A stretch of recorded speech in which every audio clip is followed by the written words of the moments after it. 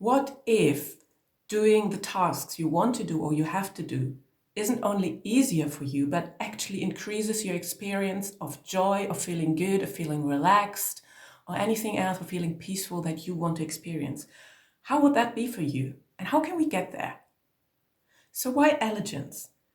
So for me, elegance means things like beauty, style, gracefulness, luxury, but it also means things like calm, relaxed, protected, safe. If I imagine I go into an environment that I consider elegant, I expect there to be a high standard of how people do life or how things are arranged, how services provided if it's a public space. There is no stress. And originally, actually, I learned to use the word elegant from Tonya Lee, who's a life coach and founder of the School of Self-Image.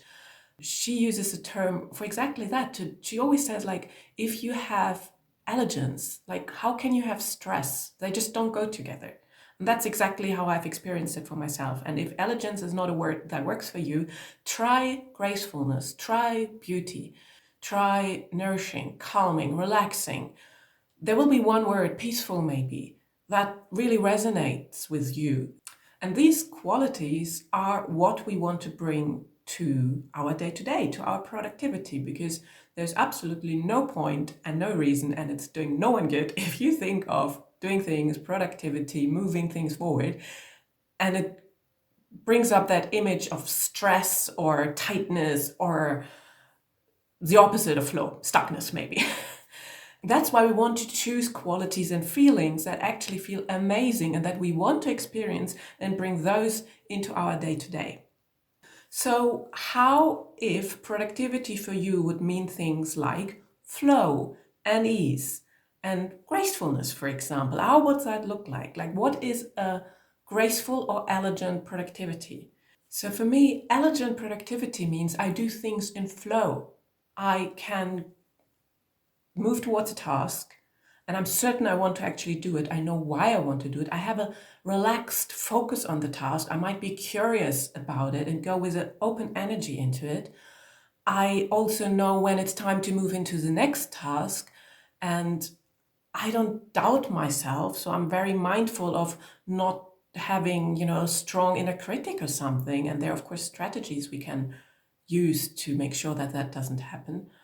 Doing things elegantly could also mean you do things in a way they work with your natural energies. And that could mean different things at different times. It might mean to do things I find feel more difficult or need more energy when my energy is naturally high, like in the morning or when I've done workout, or maybe it's in the afternoon for you.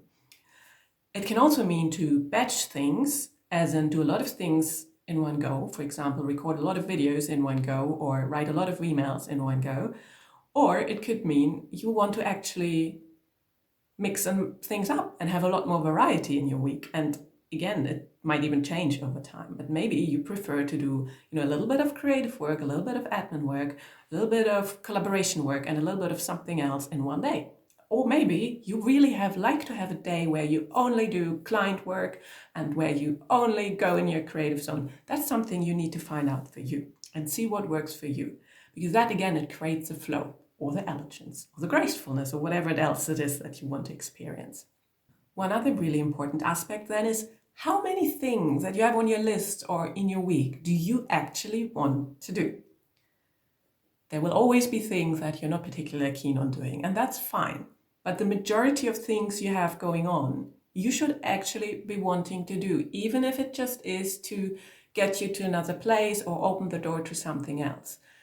So do see how many things do you have on your to-dos, in your schedule, in your week, that you actually want to do.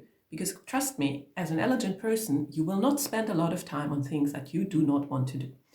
And if there are things you don't want to do, just ask yourself why they're there and if they need to be there. Because sometimes we can delegate things or we can simply eliminate things and they don't actually have to happen. Or like I said, we can get someone else on board. Potentially, you need to restructure a lot of things. There might be a whole area where you're not fine with it, but the awareness, of course, has to come first. What's working, what's not working, and is it aligned with the feeling I want to feel? And if, like I said, elegance is not your word, I recorded another video about pleasure and productivity, that's linked. So you, for example, could check that out if you just want another idea of how you design something for something that you want to feel.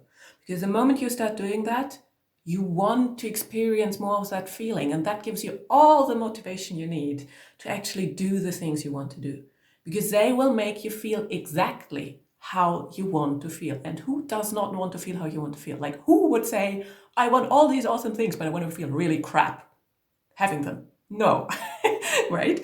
You want to feel the way you want to feel. So, for example, elegant. And then we figure out how we design your days so you actually feel that feeling. And it might mean to actually design things so you are in a nice environment, like I have done now. And of course, I've done it on purpose. And it doesn't have to be anything super fancy, right? I just arranged a few things and put some nice clothes on and, maybe some makeup. And I'm already feeling in a certain way. And that influences how I do everything. That even influences the way I talk or the gestures I use. So do have a play with that. It will really bring more joy, flow, elegance, whatever it is that you want to experience into your day.